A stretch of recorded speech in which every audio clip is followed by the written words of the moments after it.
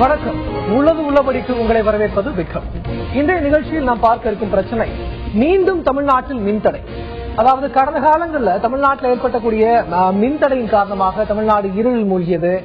தமிழ்நாட்டின் மான்செஸ்டர் என்று அழைக்கப்படக்கூடிய கோவை போன்ற மாவட்டங்கள்ல சிறு குறு தொழில்கள் எல்லாம் முழங்கி போய் இங்கிருந்து தொழிலாளர்கள் எல்லாம் வேறு மாநிலங்களுக்கு சென்ற அவல நிலையெல்லாம் நடந்துச்சு. அது பிற்காலங்களில் காற்றாலை மின்சாரம், சூரிய ஒளி மின்சாரம் போன்ற ரினியூவபிள் எனர்ஜினால அது ஓரளவுக்கு கட்டுக்குள் கொண்டு வரப்பட்டது. கடந்த ஜூன் மாதத்திலிருந்து ஜூன் 1ஆம் தேதியிலிருந்து மின்தடை என்பது அறவே இருக்காது என்ற அறிவிப்பை தமிழ்நாடு அரசு அறிவித்தது. அது ஒரு 2 மாத காலத்திற்கு அது இருந்தது.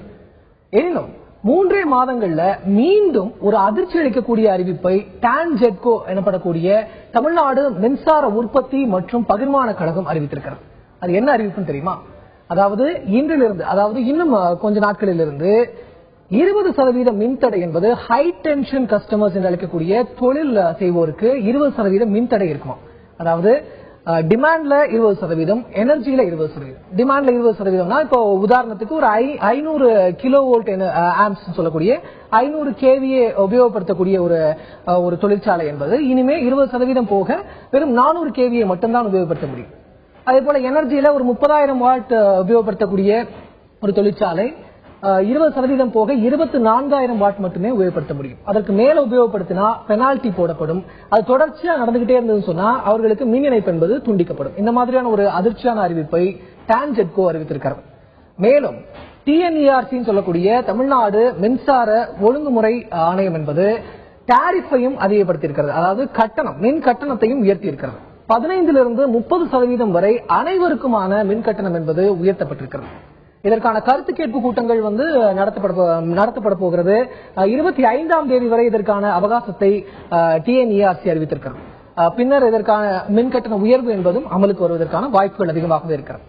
இந்த நிலையில மீண்டும் மின்வெட்டு என்பது 20% கட் என்பது தமிழ்நாடு தாங்குமா? கோவை போன்ற மான்செஸ்டர் ஆஃப் தமிழ்நாடு என்று அழைக்கப்படக்கூடிய மாநகரங்கள்ல இது மாதிரியான மின்வெட்டை தாங்குவதற்கான வசதிகளோ அல்லது அவர்களுடைய மனநிலை என்பது எப்படி இருக்கிறது? இதற்கு தீர்வுதான் என்ன? இது பற்றி தான் உள்ளபடியில் பேச இருக்கிறோம். இந்த பிரச்சனை பற்றி விரிவான ஒரு செய்தி தொகுப்பு முதலில் உங்கள் பார்வைக்கு.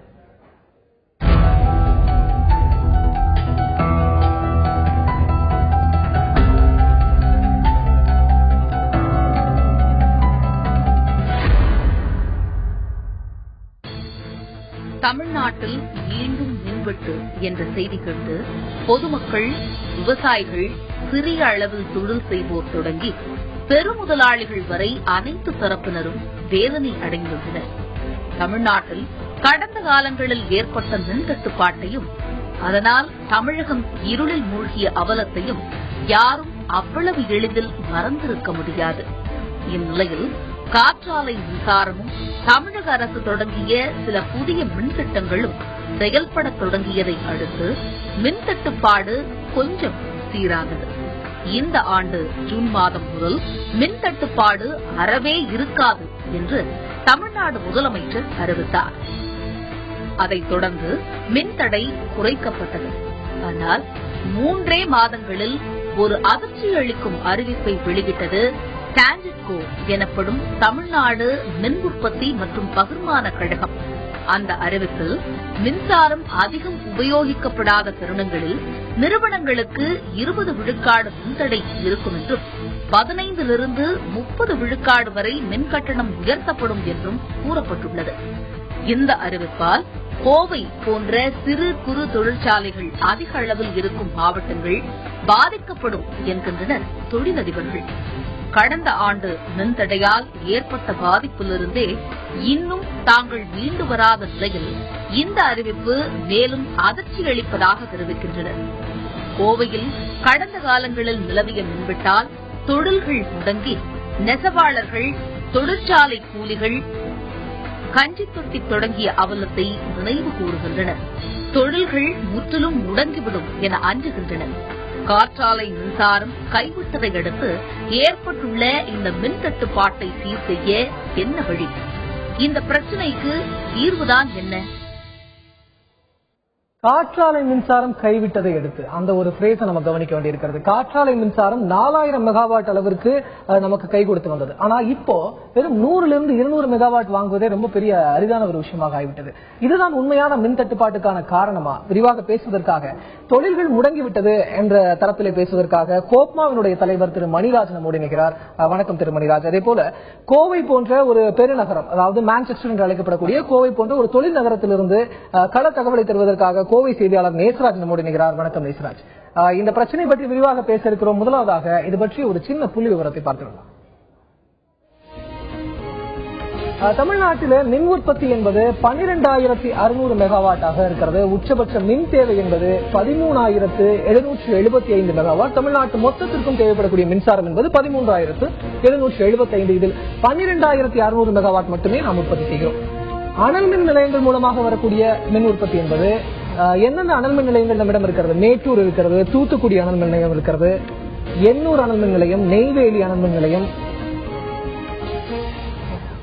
நீர்மின் நிலையங்கள் என்று பார்த்தால் குந்தா நீர்மின் நிலையம், காடம்பாறை நீர்மின் நிலையம், மேட்டூர் நீர்மின் நிலையம், பெரியாறு நீர் மின் உற்பத்தி நிலையம், சுருளியாறு நீர் மின் உற்பத்தி நிலையம், வைகை நீர் மின் உற்பத்தி நிலையம். அடுத்தது அணுமின் நிலையங்கள். கல்பாக்கத்தில் இருக்கக்கூடிய அணுமின் நிலையம், கூடங்குளம் அணுமின் நிலையம்.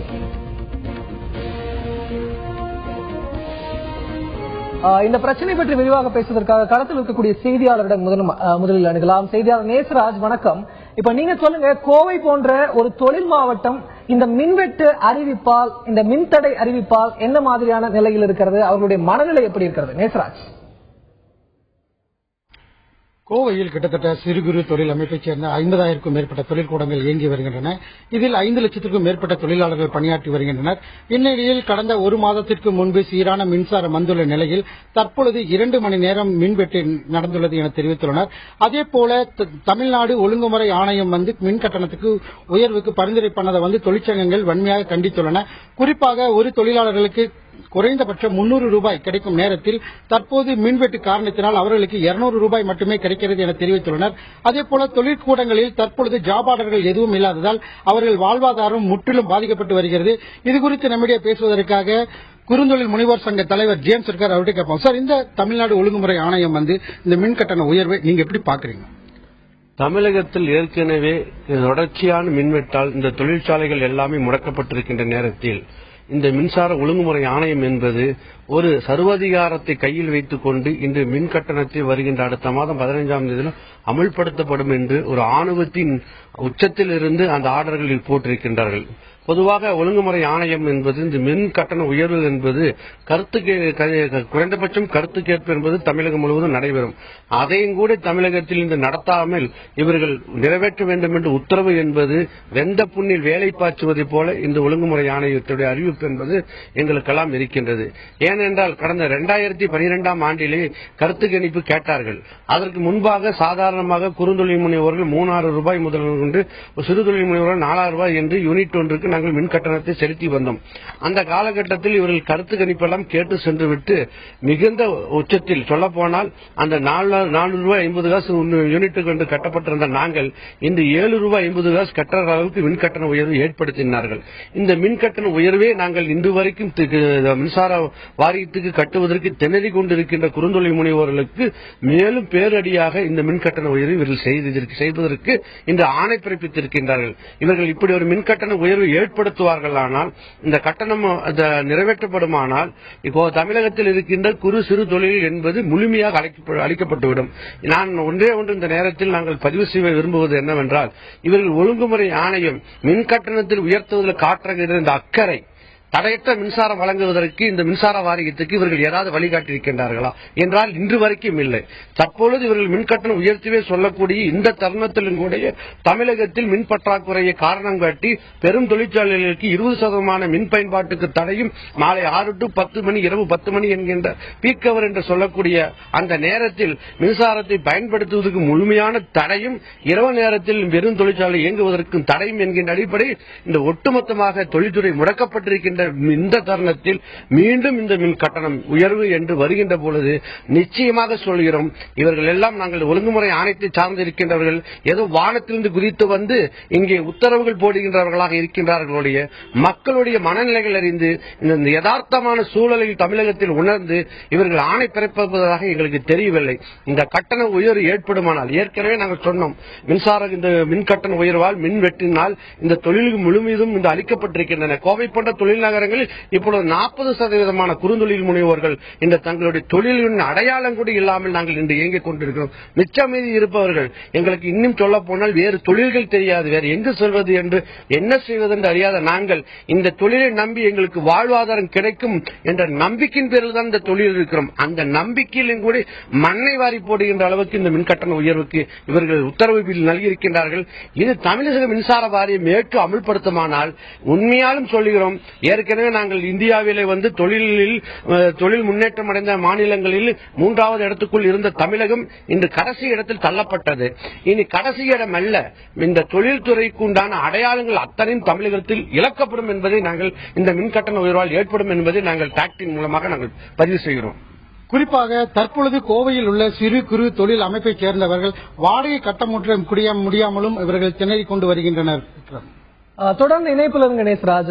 இது குறித்து பேசுவதற்காக ஓய்வு பெற்ற மின்வாரிய அதிகாரி நம்மோடு தொலைபேசி வாயிலாக இணைப்பில் இருக்கிறார். அவர் திரு செல்வராஜ். வணக்கம் திரு செல்வராஜ். இப்ப நீங்க அந்த தொழில் முனைவோர் அல்லது தொழில் செய்யக்கூடியவங்களுடைய வருத்தத்தை பதிவு செஞ்சாங்க, அதை கேட்டிருப்பீங்க. இப்படியான ஒரு மின்வெட்டு வந்ததற்கான காரணம் அல்லது இந்த மாதிரியான ஒரு மின் தட்டுப்பாடு இப்ப ஜூன் மாசத்திலிருந்து முற்றிலுமாக மின்தடை என்பதே இருக்காது என்று தமிழக முதலமைச்சர் அறிவிச்சாங்க. இப்ப மீண்டும் மின்வெட்டு வந்ததற்கான காரணம் என்ன? மீண்டும் மின்வெட்டு வர காரணம் உற்பத்தி குறைவு. இப்பொழுது காற்றாடி மின் உற்பத்தி முற்றிலுமாக நின்று விட்டது என்றுதான் சொல்ல வேண்டும். அது தவிர புதிதாக உருவாக்கப்பட்ட உற்பத்தி நிலையங்கள் எல்லாம் முழுமையான உற்பத்திக்கு வராமல் இருக்கின்றன. அதற்கு காரணம் நிர்வாக ரீதியாக அந்த பொறுப்பில் இருக்கக்கூடிய அலுவலர்கள் செய்யக்கூடிய குறைபாடுகளும் தவறுகளும் தான் அடிப்படை காரணமாக இருக்கின்றன. அத்தகைய ஒரு சூழ்நிலையில் இப்பொழுது ஒழுங்குமுறை ஆணையம் இது அதிகப்படியா டேரிஃப் ரிவிஷனுக்காக ஒரு ப்ரொபோசல் திட்ட வடிவினை கொடுத்திருக்கிறார்கள்.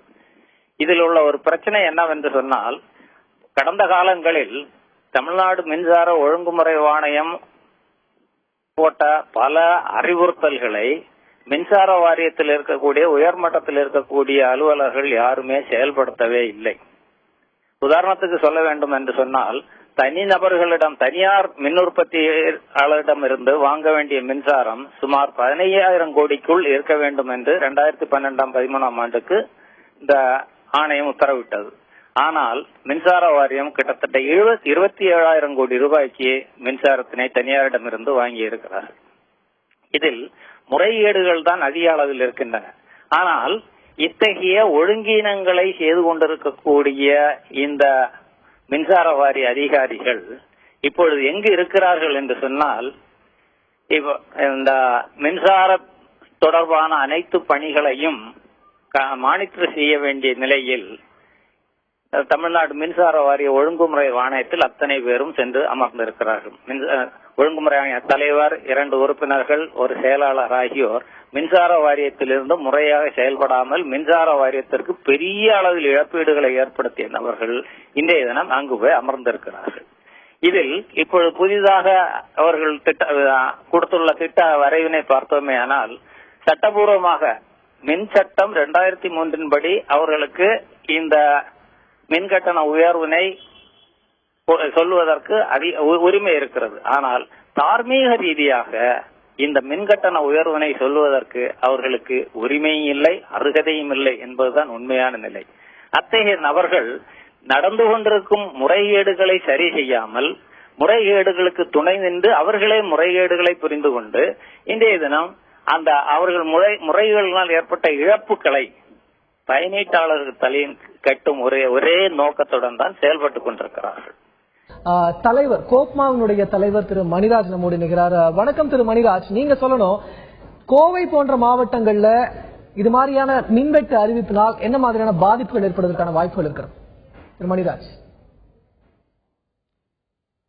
சார், அதாவது பாத்தீங்கன்னா இப்போ முதல்ல இந்த உள்ளதுபடி நிகழ்ச்சிக்கு உண்மையான மனசார பாராட்டுறேன். அதாவது எந்த டிவி இல்லாத அளவுக்கு மக்களோட குறைகளை அவங்களோட பிரச்சனைகளை அரசாங்கத்துக்கும் பொதுமக்களுக்கு தெரிவிக்கிறதுல இந்த நிகழ்ச்சி நான் பல காலம் பார்த்துட்டு இருக்கேன். ரொம்ப எங்களை போன்ற ஒரு சிறு குறு தொழில் முனைவோர்களுக்கு பொது ஏழை எளிய மக்களுக்கு ரொம்ப உபயோகமா இருக்குது. முதல்ல இதுக்கு நான் ஒரு வாழ்த்து தெரிவிச்சுக்கிறேங்க எங்க சங்கத்து சார்பா. பொதுவாக பாத்தீங்கன்னா இந்த 6-7 வருஷமாவே இந்த கடுமையான மின்வெட்டு பாத்தீங்கன்னா 2 மணி நேரம் இருந்த ஆரம்பத்தில் 2 மணி நேரம் இருந்த மின்வெட்டு 2 மணி நேரம் 4 மணி நேரம் ஆகி 4, 6, 8 உச்சபட்சம் 16 மணி நேரம் வரைக்கும் இந்த மின்வெட்டு மின்வெட்டாச்சுங்க. இதனால என்னன்னா இந்த சிறு குறு பம்ப் உற்பத்தியாளர்கள் அதை சார்ந்து உதிரிப்பாங்க செய்யறவங்க, அதை ஒரு சார்ந்த ஜாப் ஒர்க் செய்யறவங்க, இன்னும் சொல்ல போனா இந்த வெல்டிங் ஒர்க் ஷாப் வச்சிருக்கிறவங்க, இந்த சிறு இயந்திரத்தை வச்சு வேலை செய்யறாங்க பாத்தீங்களா, குறைஞ்ச முதலீட்டுல ஒரு 50,000 1 லட்சம் போட்டு சுய வேலை வாய்ப்பா பலாயிரக்கணக்கான இளைஞர்கள் பாத்தீங்கன்னா ஒரு சிறு முதலீட்டுல மாசம் ஏதோ அவங்க வாழ்க்கை நடத்துறவங்களுக்கு இந்த மின்சாரத்தை நம்பி முழுக்க மின்சாரத்தை நம்பி சிறு இயந்திரங்கள் வச்சிருக்கிறவங்க பாத்தீங்கன்னா கடந்த 6-7 வருஷமா அவனோட வாழ்க்கை தரமே ரொம்பவே மோசமான நிலைமைக்கு போச்சு. இன்னும் சொன்னா அந்த மைக்ரோ இண்டஸ்ட்ரி செக்டர் நில குலைஞ்சு போச்சுங்க. அது பாத்தீங்கன்னா இப்பெல்லாம் பாத்தீங்கன்னா இந்த கடந்த ஒரு 3-4 மாசமாவே இந்த சிறு குறு பம்ப்ஸ் உற்பத்தியாளர்கள் பெரிய கம்பெனிகள்ல பாத்தீங்கன்னா 2 நாள் நோவர் கூடுறாங்க ஆளுகளுக்கு கட்டாய விடுமுறை. அதே மாதிரி சிறு குறு பம்ப்ஸ் உற்பத்தியாளர்கள் ஜாப் ஒர்க் செய்யறவங்க பாத்தீங்கன்னா 3 நாள் வாரத்தில் கட்டாய விடுமுறை வருவாங்க. இன்னைக்கு வேலையே இல்லாத ஒரு நிலைமை தான் இருக்குது. இந்த சமயத்தில் பாத்தீங்கன்னா மறுபடியும் மின்வெட்டு ஆயிருச்சு. கடந்த ஜூன் மாசம் தான் மாண்புமிகு முதலமைச்சர் அறிவிச்சாரு இந்த மின்வெட்டு தமிழ்நாட்டுக்கு நாங்கள் ரொம்ப சந்தோஷப்பட்டோம். ஆனா பாத்தீங்கன்னா மறுபடியும் மின்வெட்டு இன்னும் பாத்தீங்கன்னா சிலவுக்கு 1/2 மணி நேரத்திலிருந்து அதிகபட்சம் இப்போ தற்போதைய 2 மணி நேரத்து வரைக்கும் எல்லா ஏரியாவிலையுமே முன்னறிவிப்பு இல்லாம ஆயிட்டு இருக்குது. இதுல என்ன பிரச்சனைனா ஏண்டா இந்த தொழிலுக்கு வந்தோம், இந்த மின்சாரத்தை நம்பி இருக்கிற இந்த தொழிலுக்கு இந்த ஒர்க் ஷாப் வச்சு ஏண்டா வச்சுன்னு மன நொந்து ஒரு அளவுக்கு தான் இன்னைக்கு நாங்க ரொம்ப வேதனையில் இருக்கிறோங்க. பாத்தீங்கன்னா ஒரு பீடா கடை ஒரு வெத்தவாக்கு ஒரு பெட்டி கடை வச்சிருந்தாங்க கூட நம்மளுக்கு லாபம் கிடைச்சிருக்கு. ஏதோ ஒரு ரொம்ப பெரிய நஷ்டம் மாதிரி கூட நஷ்டம் இல்லாம ஏதோ வாழ்க்கை ஓட்டலாம் அப்படிங்கிற ஒரு ரொம்ப மனசு நொந்து போய்த்தா இன்னைக்கு குறுந்தொழில் முனைவோர் அனைவருமே இருக்கிறாங்க. குறிப்பா அந்த ஜென்செட் இல்லாத கம்பெனிகள்ல பாத்தீங்கன்னா தொழிற்சாலை பணியாற்ற தொழிலாளர்கள் பாத்தீங்கன்னா கரண்ட் இருந்தா வந்தா வேலை செய்வாங்க, இல்லைன்னா பிசினஸ் டெல்லிப்பட்டு தூங்குவாங்க. இப்படித்தான் நிலைமை இருக்குதுங்க. அவங்க பாத்தீங்கன்னா சில சமயம் பாத்தீங்கன்னா 8 மணி நேரம் வச்சு தொடர்ச்சி கரண்ட் கொடுங்கன்னு சொல்லி நாங்க அரசாங்கத்தை கெஞ்சிற ஒரு நிலைமை தான் இருந்துச்சு. 8 மணி நேரத்தில் 6 மணி நேரம் வேலை இருக்கீங்க, 6 மணி நேரம் சம்பளத்தை வாங்கிட்டு போய் ஒரு தொழிலாளி இந்த இப்ப இருக்க விற்கிற விலைவாசி வரவில்லை அவனால என்ன அவன் எப்படி குடும்பத்தை காப்பாற்ற முடியும், குழந்தைகளை படிக்க வைக்க முடியும், நல்ல சாப்பாட போட முடியுமா? இதனால எங்களுக்கு என்னன்னா இந்த வேலையில் இருந்தவங்க எல்லாம் பாத்தீங்கன்னா இந்த வேலையை விட்டு போட்டு ஏறக்குறைய ஒரு 40% சொல்லாங்க. இங்க இருந்து பாத்தீங்கன்னா மற்ற தொழில்கள் இப்ப கரண்ட் இல்லாம இருக்கிற பாத்தீங்கன்னா ஆட்டோ ஓட்ட போயிடுறாங்க, ஒரு காவலாளி வேலைக்கு கூட போயிடுறான், கொரியர் வேலைக்கு போயிடுறான். சில பேர் பாத்தீங்கன்னா இந்த 3 சக்கர வண்டி இருக்கு இல்லைங்க, அது மினிட்டோரு அது ஓட்ட போயிடுறாங்க. இது மாதிரி மின்சாரத்தை நம்பி இல்லாத தொழிலுக்கு போயிடலான்னு நிறைய பேர் இந்த தொழிலை விட்டு விலை போகும்போது என்னன்னா இங்க ஆள் பற்றாக்குறை ஏற்பட்டது. ஏற்கனவே இந்த ஸ்கில் டெவலப்பர் துறையில இல்லை. இப்போ சமீபத்தில் பொதுவாக இப்ப படிச்சுட்டு வர்றவங்க யாருமே ஒயிட் காலர் சாப்பிடுறது விரும்புறாங்க தவிர இந்த ஒர்க் ஷாப் மாதிரி வேலைக்கு ஆள் வர்றதே இல்லைங்க.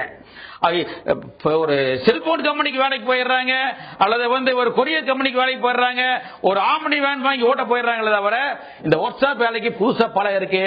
அப்ரெண்டிஸ் ட்ரைனிஸ் யார் பசங்க வர்றதே இல்லைங்க. அப்ப ஏற்கனவே இந்த பிரச்சனையில நாங்கெல்லாம் வேற வழி இல்லாம இங்க இருக்கிறாங்க. இந்த பாத்தீங்கன்னா இந்த மின்வெட்டால இன்னும் சொல்ல போனா பாத்தீங்கன்னா இந்த மின்வெட்டால பெரிய கம்பெனிகள் பாத்தீங்கன்னா தமிழ்நாடு விட்டு மற்ற மாநிலத்துக்கு இடம் பெயர்றதுக்கு முடிவு பண்ணிருக்காங்க. சில பேர் முயற்சி எடுத்திருக்காங்க. சில 1, 2, 3 கம்பெனிங்க பாத்தீங்கன்னா இங்கிருந்து கோயம்புத்தூர் இருந்து மற்ற மாநிலத்துக்கு மாறிட்டாங்க. இப்ப அவங்க எல்லாம் மாறும்போது என்ன ஆகுதுன்னா எங்களை மாதிரி ஆளுகளுக்கு ஸ்பேர் செய்யறவங்களுக்கு ஜாப் ஒர்க் செய்யறவங்களுக்கு எல்லாம் வேலை இல்லாம போகுது. ஆகவே தமிழ்நாடு அரசாங்கம் வந்து இது சம்பந்தம் ஒரு சீரியஸ் எடுக்கும். நாங்க வந்து சும்மா அதே பேசிட்டு இருக்கிறதுனால ஒரு கேர்லெஸ் இல்லாம மின்மாரியை வந்து நல்ல லாபம் சம்பாதிக்கலாங்க.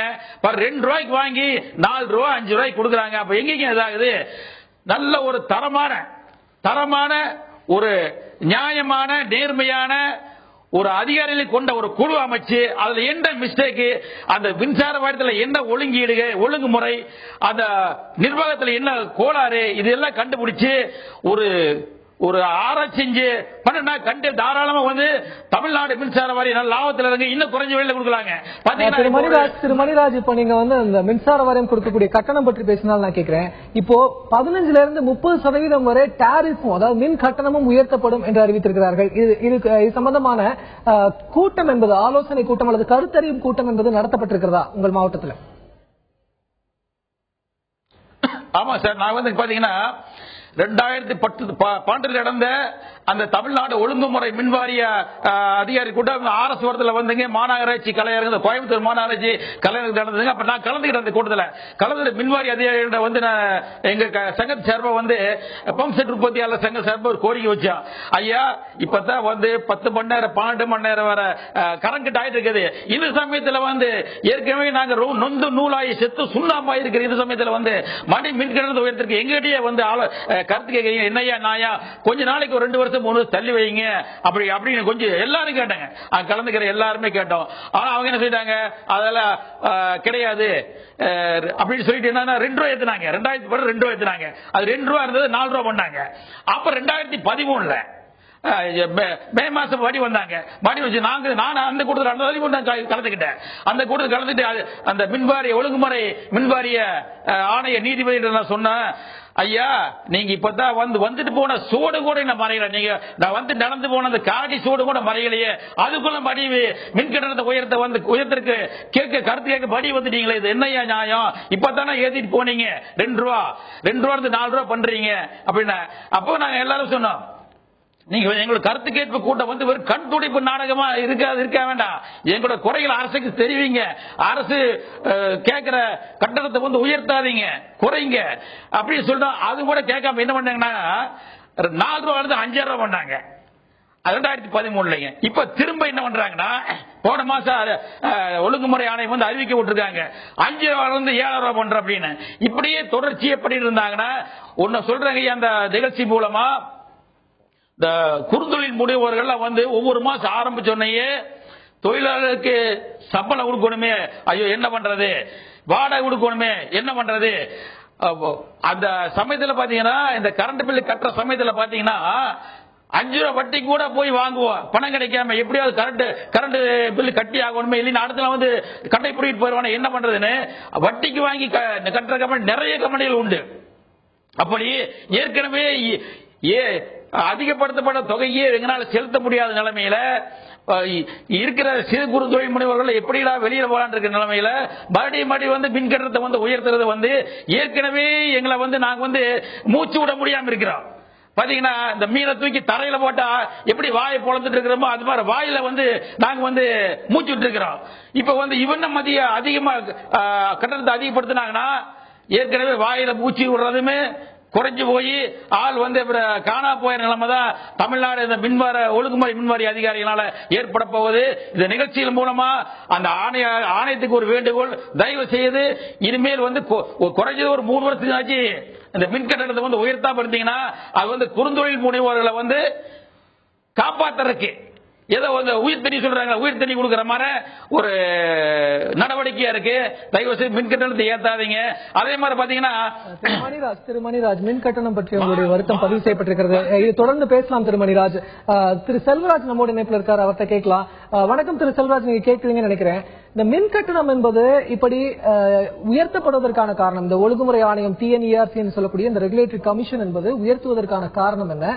இதுக்கு காரணம் என்பது மின்சார தட்டுப்பாடு தானா, இல்லை மின்சார வாரியங்கள் இழப்பிலே செயல்பட்டுக் கொண்டிருக்கிறது என்ற காரணமா? மின்சார வாரியம் இழப்பிலே செயல்பட்டுக் கொண்டிருக்கிறது என்ற காரணத்தை அடிப்படையாக வைத்துதான் இப்பொழுது உயர்வினை பூர்த்தி இருக்கிறார்கள். இதில் உண்மையிலேயே அந்த மின்சார வாரியத்திற்கு இழப்பு ஏற்பட்டிருக்கிறதா அல்லது இழப்பு ஏற்படுத்தப்பட்டிருக்கிறதா என்பதைத்தான் தெளிவாக உணர்ந்து கொள்ள வேண்டும் பொதுமக்கள். அதுவாக இழப்பு ஏற்படவில்லை, பொறுப்பில் இருக்கும் நபர்களால் இழப்பு ஏற்படுத்தப்பட்டிருக்கிறது என்பதுதான் உண்மை. இப்ப இதற்கு தீர்வு என்னதான் என்ற கேள்வியை நீங்கள் கேட்டுக்கொண்டிருக்கிறீர்கள். இதற்கு தீர்வு என்னவென்றால், எனக்கு தெரிந்த அளவில் சமீப காலமாக ஒரு 5 to 7 ஆண்டுகளுக்குள் இந்த மின்சார வாரியத்திலிருந்தும் ஒழுங்குமுறை ஆணையத்திலிருந்தும் பணி ஓய்வு பெற்ற நபர்களில் கிளாஸ் 1 ஆபீசியல்ஸ் மட்டும்தான் எடுத்துக்கிட்டா போதும். அவர்கள் இப்ப தற்பொழுது மின்சார வாரியத்திலும் ரெகுலேட்டரி கமிஷன்லயும் இருக்கக்கூடிய கிளாஸ் 1 ஆபீசர் அத்தனை பேரும் வருமானத்திற்கு அதிகமாக சேர்த்திருக்கும் சொத்துக்களை பறிமுதல் செய்தார்களேயானால் குறைந்தபட்சம் 50,000 கோடி ரூபாய் இந்த மின்சாரத்திற்கு வரக்கூடிய வாய்ப்பு இருக்கிறது. இங்கு ஏற்பட்டிருக்கிறது என்று சொல்லக்கூடிய இழப்புகள் அனைத்தும் திரு செல்வராஜ்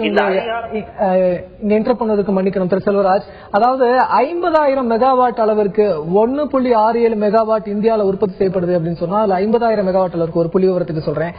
தனியார் நிறுவனங்கள் தான் பவர் உற்பத்தியை செஞ்சுட்டு இருக்காங்க.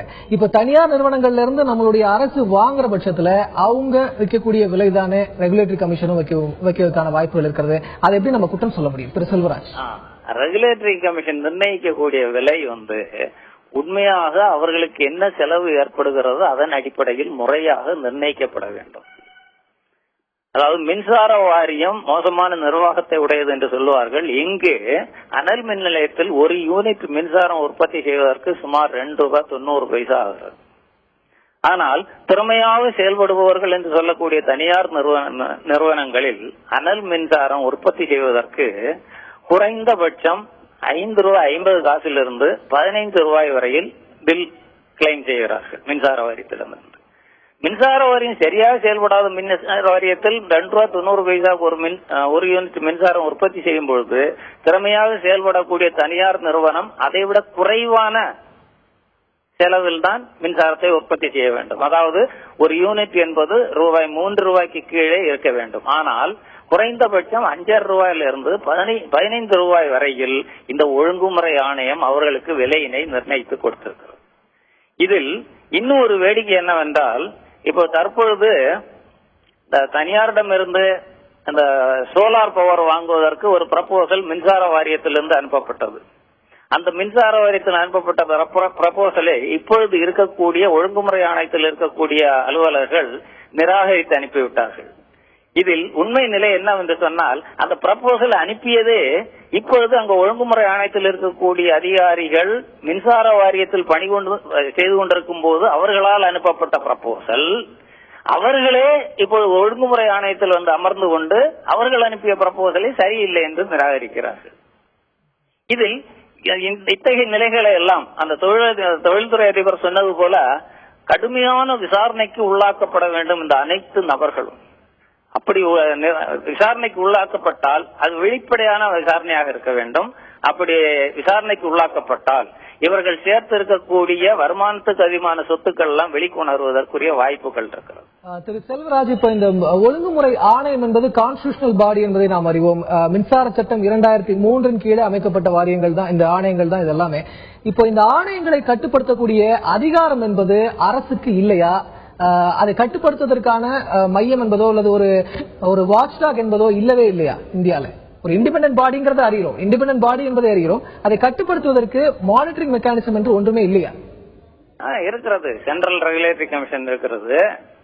ஆனால் அதில் உள்ள பிரச்சனை என்னவென்று சொன்னால், இவர்களை எல்லாம் நியமிக்க வேண்டிய அதிகாரம் மாநில அரசுக்கு வழங்கப்பட்டிருக்கிறது.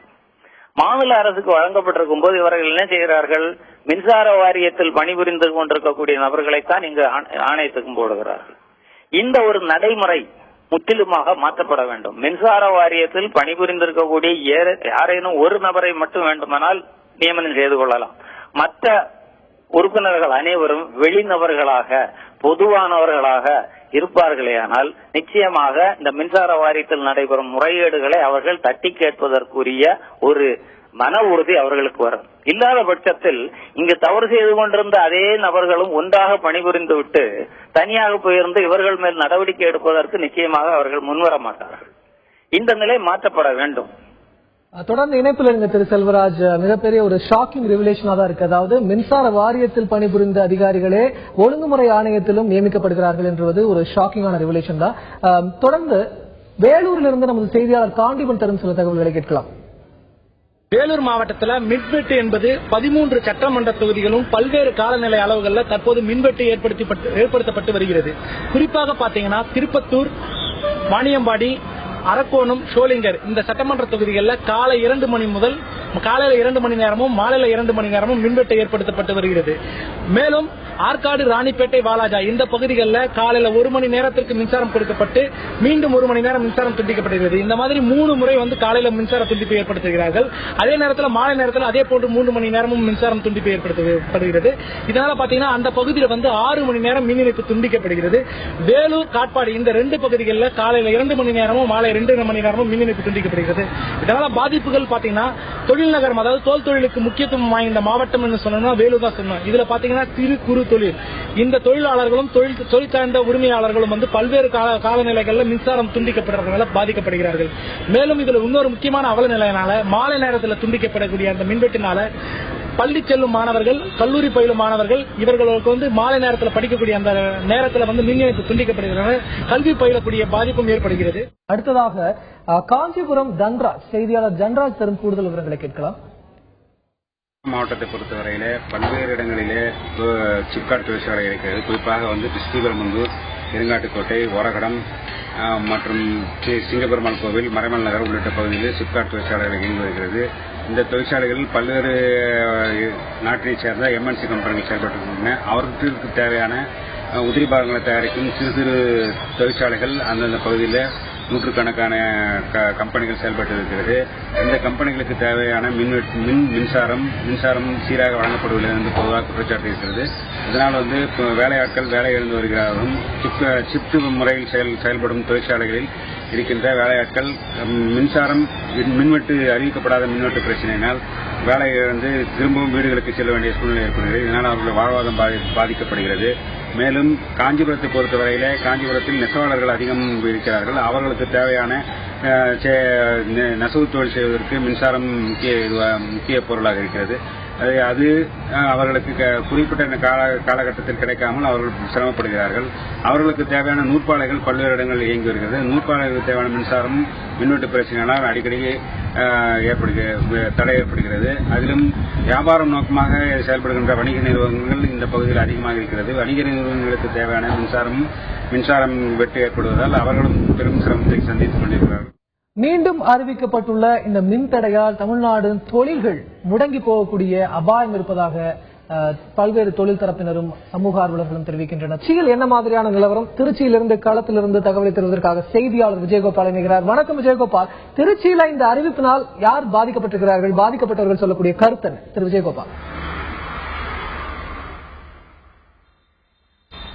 திருச்சி மாவட்டத்தை பொறுத்தவரை தொழிலும் விவசாயம் இணைந்த பகுதி என்று சொல்லலாம். ஏனென்றால் தொழிலை பொறுத்தவரை பிஹெச்எல் என்கின்ற பெல் நிறுவனம் இங்குதான் செயல்படுகிறது. விவசாயம் மிகப்பெரிய அளவில் விவசாயம் செய்யப்படுகிறது.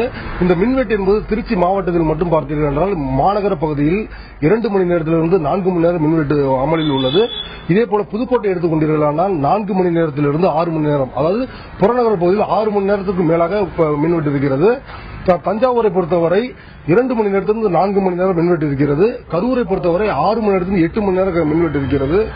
திருவாரூரை பார்த்தோமானால் 2 மணி நேரத்திலிருந்து 5 மணி நேரம் மின்வெட்டு இருக்கிறது. நாகப்பட்டினத்தை எடுத்துக்கொண்டால் 4 மணி நேரம் மின்வெட்டு அமலில் இருக்கிறது. இதனால் பெரிதும் பாதிக்கப்படுவது தொழில்துறை என்பது சிறு குறு தொழிலாளர்கள் பெருமளவு பாதிக்கப்பட்டாலும் விவசாயிகளும் அதிக அளவுக்கு பாதிக்கப்படுகிறார்கள் என்று ஒரு குற்றச்சாட்டு இருக்கிறது. ஏனென்றால் அவர்களுக்கு வழங்கப்படும் மும்முனை மின்சாரமும் இலவச மின்சாரமும் தடையின்றி வழங்கினால் மட்டுமே அவர்கள் விவசாயம் செய்ய முடியும் என்ற நிலைமை இருக்கிறது. இது குறித்து நம்மிடம் பேசுவதற்காக தமிழ்நாடு விவசாயிகள் சங்கத்துடைய மாவட்ட செயலாளர் சிவசூரியன் இருக்கிறார். அவர்கிட்ட கேட்போம். சார், இந்த மின் வெட்டுனால விவசாயிகள் எந்த அளவு பாதிக்கப்படுறாங்க? கடந்த ஜூன் மாதம் தமிழக அரசு விவசாயிகளுக்கு 12 மணி நேரம் தடையில்லா மின்சாரம் வழங்குவோம் என்று சொன்னார்கள். அதற்கு பிறகு மின் உற்பத்தி அதிகமாகிட்டது, இனிமேல் மின்சாரம் தடையே இல்லை என்று சொன்னார்கள்.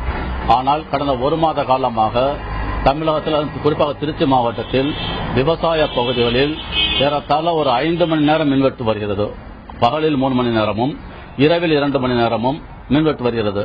இதனால் விவசாயம் கடுமையாக பாதிக்கப்படுகிறது. இன்னும் ஒரு சில பகுதிகளில் அறிவிக்கப்படாத மின்வெட்டாக இருந்தாலும் 1 மணி நேரத்துக்கு ஒரு தடவை மின் நிறுத்தம் செய்யப்படுகிறது. இதனால் விவசாயிகள் கடுமையாக பாதிக்கப்படுகிறார்கள். இன்றைக்கு வந்துட்டு ஒரு 1 மணி நேரம் மின்சாரத்தை விட்டுட்டு ஒரு 1/2 மணி நேரம் 1 மணி நேரம் நிறுத்திட்டு மறுபடியும் மின்சாரத்தை போட்டா தண்ணி பாஞ்ச இடத்துல தான் பாயுமே தவிர மற்றபடி போகாது. இதனால் காவிரி டெல்டா பகுதி மட்டுமல்ல, இங்க உள்ள மானாவாரி பகுதிகளான மணப்பாறை, வையம்பட்டி, அதே போல புள்ளம்பாடி, துறையூர், உப்புளியபுரம், முசிறி, தொட்டியம் இந்த பகுதியெல்லாம் பாத்தீங்கன்னாக்கா 6 மணி நேரத்துக்கு மேல மின்சாரம் தரப்படுது. இதனால கடுமையாக விவசாயம் பாதிக்கப்பட்டது. விவசாயிகள் கடுமையாக பாதிக்கப்பட்டிருக்கிறார்கள். தமிழக அரசு உடனடியாக முன்முயற்சி எடுக்க வேண்டும் என கேட்டுக்கொள்கிறோம். அதாவது கடைமடை பகுதிகள், திருச்சியிலேயே கடைமடை பகுதிகள் இருக்கு. அதே போல தஞ்சை, நாகை, திருவாரூர் ஆகியவன இந்த காவேரியுடைய கடைமடை பகுதிகள். இந்த பகுதியில் முழுமையா மின்சாரம் அளித்தால் மட்டுமே அந்த தண்ணீர் வயலுக்கு பாயும், இல்லை என்றால் வரத்து வரைக்கும் தான் பாயும் அப்படிங்கறத விவசாயிகள் குற்றச்சாட்டா இருக்கு. இதற்கு உடனடியாக ஒரு தீர்வு கண்டு தொழிலையும் விவசாயத்தையும் காக்க வேண்டியது அரசுடைய கடமை என்பதே திருச்சி மாவட்ட மக்களின் எதிர்பார்ப்பாக இருக்கிறது. விஜயகோபால், மின்தடை என்பது ஒரு பக்கம் இருந்தாலும் மின் கட்டண உயர்வு என்பதையும் அறிவித்திருக்கிறார்கள். அது பற்றி விவசாயிகள் என்ன சொல்றாங்க?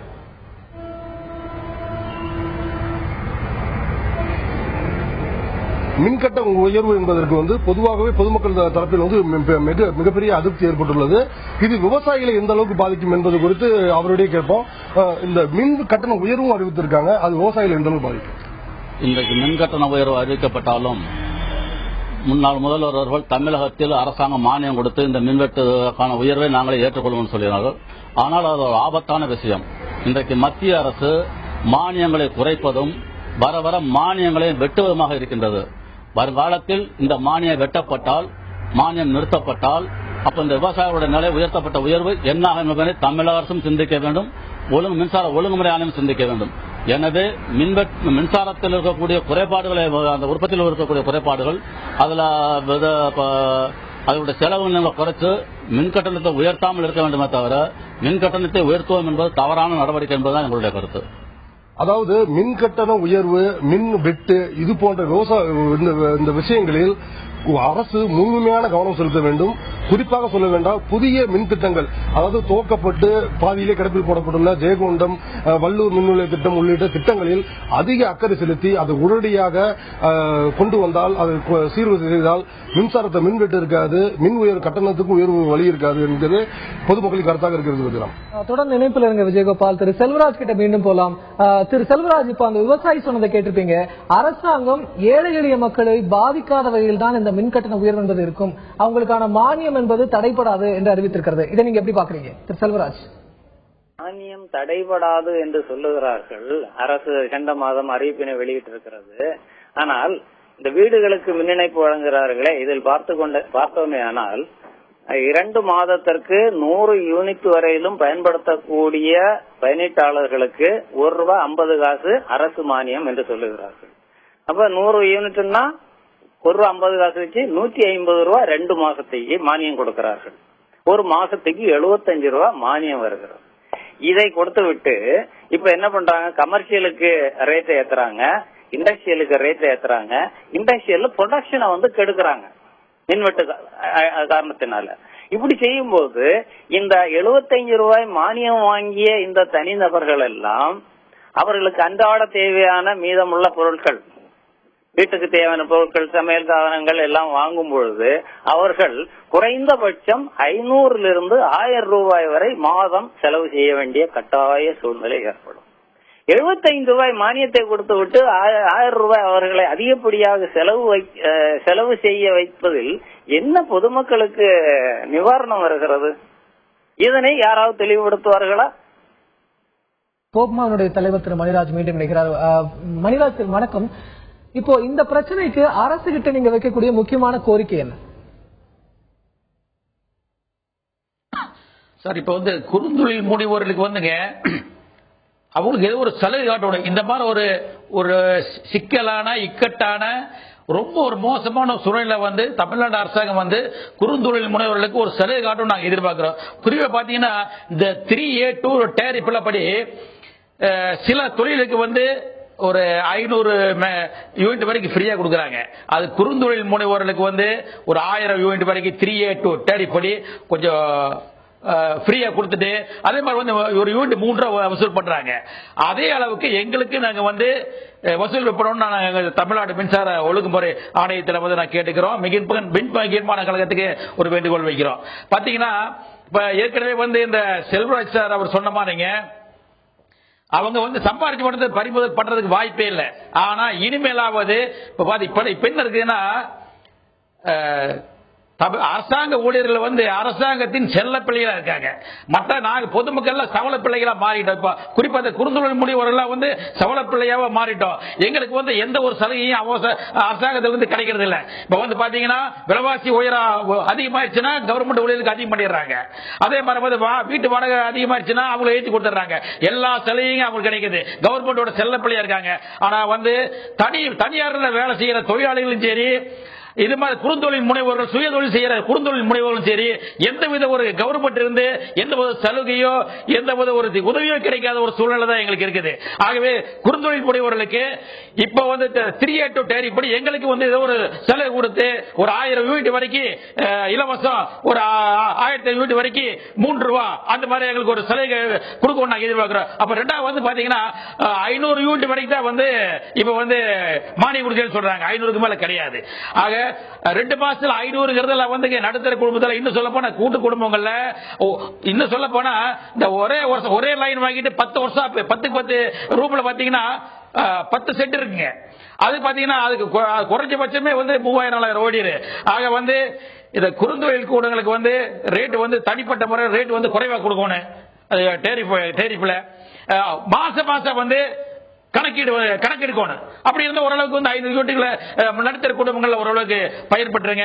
அதே மாதிரி பாத்தீங்கன்னா ஏற்கனவே 2012 வந்து பிப்ரவரி மாசம் வந்து இந்த தமிழ்நாடு ஒழுங்குமுறை ஆணையம் வந்து கூட்டத்தில் வந்து சொன்னாங்க, அங்க படிச்சாங்க 40,000 கோடி ரூபாய் வந்து எங்களுக்கு கடன் இருக்குது. ஆகவே கடனை அதிக கட்டணும்னா வந்து நாங்க ஏற்றிட்டு ஆகும்னு சொல்லி சொன்னாங்க. அதையே வந்து 2013 வந்து மே மாசம் சொன்னாங்க. இப்ப என்ன சொல்றாங்கன்னு தெரியல. ஏற்கனவே கடன் இருக்குது, அதனாலதான் வந்து நாங்க ரேட் ஏத்துறோம், வேற வழி இல்ல. தமிழ்நாடு மின்சார ஒழுங்குமுறை ஆணையம் வந்து மின் பகிர்மான கழகம் வந்து நல்ல லாபத்துல நடக்கணும். தமிழ்நாட்டு மக்களுக்கு வந்து தடையற்ற மின்சாரத்தை வந்து 24 மணி நேரம் வழங்கணும். அப்படின்னா ரேட் ஏத்துறத வேற வழி இல்ல, நீங்க அதை பொறுத்து ஆகும்னு சொன்னாங்க. 2 தடவை அது மாதிரி சொன்னாங்க. திரும்ப இப்ப வந்து மடி ஏத்துற 2 ரூபாய் ஏத்துறோம் அப்படின்னு சொன்னா இது எந்த விதத்தில் நியாயம்? ஆக வந்து தமிழ்நாடு மின்சார ஒழுங்குமுறை ஆணையமும் சரி, மின் பகிர்மான கழகமும் சரி, தமிழ்நாட்டு மக்களுக்கு வந்து ஒரு வெள்ளை அறிக்கை இன்னும் நடக்குது, இந்த பிரச்சனை இருக்குது, ஆகவே இந்த மாதிரி ரேட் ஏத்துறோம் அப்படின்னு ஒரு வெள்ளை அறிக்கை வந்து விடணும்னு நாங்க எதிர்பார்க்கிறோம். நாங்க பொதுமக்கள் வந்து எதிர்பார்க்கிறோம். அதே மாதிரி பாத்தீங்கன்னா இந்த குறுந்தொழில் முனைவர்கள் சின்ன சின்ன பில்டிங் இருக்காங்க, ஒரு 10 ரூம்ல 20 ரூம்ல இந்த மாதிரி சின்ன கோரிக்கைகள் பதிவு செய்யப்பட்டிருக்கிறது. நன்றி திரு மணிராஜ். அடுத்ததாக கோவை செய்தியாளர் நேசராஜனும் கேட்கலாம். கோவை மக்கள், கோவை தொழிலதிபர்கள், கோவை தொழில் முனைவோர், கோவை விவசாயிகள் அரசுக்கு வைக்கக்கூடிய முக்கியமான கோரிக்கை என்ன? சுருக்கமா சொல்லுங்க திரு நேசராஜ். கோவையில நாம் தற்போது இடையர்பாளையத்தில் நின்று கொண்டிருக்கிறோம். இந்த பகுதியில் 30க்கும் மேற்பட்ட தொழிற்கூடங்கள் இயங்கி வருகின்றன. தற்பொழுது இந்த ஜாப் ஆர்டர்கள் எதுவும் இல்லாததால அந்த ஒர்க்கர்ஸுக்கு வந்து நோ ஒர்க் கொடுத்திருக்காங்க. இதுல குறிப்பாக உரிமையாளர் ஒருத்தர் இருக்காரு, அவர்கிட்ட கேட்போம். சார், இந்த குறுந்தொழில் இப்ப எப்படி இருக்கு நிலைமை? ஏற்கனவே கிட்டத்தட்ட கடந்த ஆண்டில் அந்த கடன் கட்டால் 50% இண்டஸ்ட்ரி மூடப்பட்டது. மீதம் இருக்க 50% இண்டஸ்ட்ரி பேங்கார கொடுக்கிற டார்ச்சர்லையும் வேலைகள் வெளிமாநிலத்துக்கு சென்றதாலும் இயங்க வழி இல்லாமல் வேறு வழியின்றி வேற தொழில் செல்லாத முடியாத காரணத்தால் இயங்கிக் கொண்டிருக்கிற வேளையில் இந்த நேரத்தில் இப்போ அறிவிக்கப்படாத 2 மணி நேரம் மின்வெட்டால் லேபர்களுக்கு 2 மணி நேரம் வேலை எழுப்பு. முக்கியமான கோரிக்கை என்ன? முக்கியமான கோரிக்கை மின்கட்டண உயர்வு என்பது, மின்சாரம் என்பது குறுந்தொழிலுக்கு தாய் சாணம் போன்றது. இது மின்கட்டணத்தை உயர்த்தி இருப்பது தாயே தன் குழந்தையை கழுத்தை நெருப்பதற்கு சமம். மின்கட்டண உயர்வை உடனடியாக மின்சார ஒழுங்குமுறை ஆணையம் நிறுத்த வேண்டும். அதோடு மின்வாரியம் இந்த அறிவிக்கப்படாத மின்வெட்டை கட் செய்து மின்சார ஒழுங்குமுறை ஆணையம் மின் உற்பத்தியை பெருக்குவதற்கு நடவடிக்கை எடுத்தால் இந்த குறுந்தொழில் மீதமுள்ள 50% குறுந்தொழிலை காப்பாற்றலாம். இல்லாவிடில் தென்னிந்தியாவின் மான்செஸ்டர் ஆகிய கோவை மான்செஸ்டர் என்ற பெயரையே இழக்கும் அபாய நிலை ஏற்படும். குறிப்பாக கோவையில் அனைத்து மக்களும், அதாவது விவசாயம், தொழிற்கூடங்கள் அனைத்திற்கும் மின்சாரம் இன்றியமையாக அமைந்துள்ளது. குறிப்பாக இந்த மின் கட்டணத்தை உயர்த்தக்கூடாது என அனைத்து தரப்பிலும் தெரிவிக்கப்பட்டுள்ளது. நன்றி திரு நேசராஜ். அதாவது டான்ஜெட்கோ எனப்படக்கூடிய தமிழ்நாடு மின் உற்பத்தி மற்றும் பகிர்மான கழகமும் தமிழ்நாடு மின்சார ஒழுங்குமுறை ஆணையமும் ஒரு வெள்ளை அறிக்கையை நமக்கு சமர்ப்பிக்க வேண்டும். அதாவது எதற்காக மின் கட்டணத்தை இப்படி உயர்த்துகிறீர்கள் என்பதை விளக்கும் விதமாக ஒரு வெள்ளை அறிக்கையை சமர்ப்பிக்க வேண்டும் என்பது தொழில் முனைவோரின் தொழிலதிபர்களுடைய கோரிக்கையாக இருக்கிறது. அதே போல பொதுமக்களுடைய கோரிக்கை என்னவாக இருக்கிறது என்று சொன்னால் 500 யூனிட்டுக்கு நீங்க மானியம் கொடுக்கறீங்க, அதுக்கு மேல மானியம் இல்லை என்று சொன்னால் 3000 யூனிட் சகஜமாக பயன்படுத்தக்கூடிய இந்த மாதிரியான சூழல்ல 500 யூனிட்டுக்கான மானியம் பத்துமா? இப்படி மின்சாரம் என்பது ஒரு தொழிலுக்கு தாய் போன்ற ஒரு நல்ல செலுத்தக்கூடிய ஒரு மின்சாரத்துக்கு நீங்கள் இப்படியான மின் கட்டணத்தையும் மின்வெட்டையும் அமல்படுத்திக் கொண்டே இருப்பது எந்த வகையில் நியாயம் என்பது பொதுமக்களுடைய விவசாயிகளுடைய கோரிக்கையாக இருக்கிறது, கருத்தாக இருக்கிறது. அரசு அனைத்தையும் செவிமடுத்துக் கொண்டிருக்கிறது. இவர்கள் அனைவருடைய கோரிக்கையும் அரசு முன்னால் உள்ளதுள்ளபடியின் சார்பில் வைக்கிறோம். இந்த நிகழ்ச்சியில் களத்திலிருந்து தகவல்களை பகிர்ந்து கொண்ட செய்தியாளர்களுக்கும், அரங்கத்திற்கு தன்னுடைய மேலான கருத்துக்களை பகிர்ந்து கொண்ட திரு மணிராஜ் அவர்களுக்கும், தொலைபேசி வாயிலாக கருத்தை பகிர்ந்து கொண்ட திரு செல்வராஜ் அவர்களுக்கும், மேலும் பார்த்துக் கொண்டிருக்கக்கூடிய நேர்களாகிய உங்களுக்கும் உள்ளபடியின் சார்பில் மனமார்ந்த நன்றிகளை தெரிவித்துக் கொள்கிறோம். மேலும் ஒரு முக்கியமான பிரச்சனையில் நாளை உள்ளபடியில் மீண்டும் சந்திக்கிறோம். நன்றி, வணக்கம்.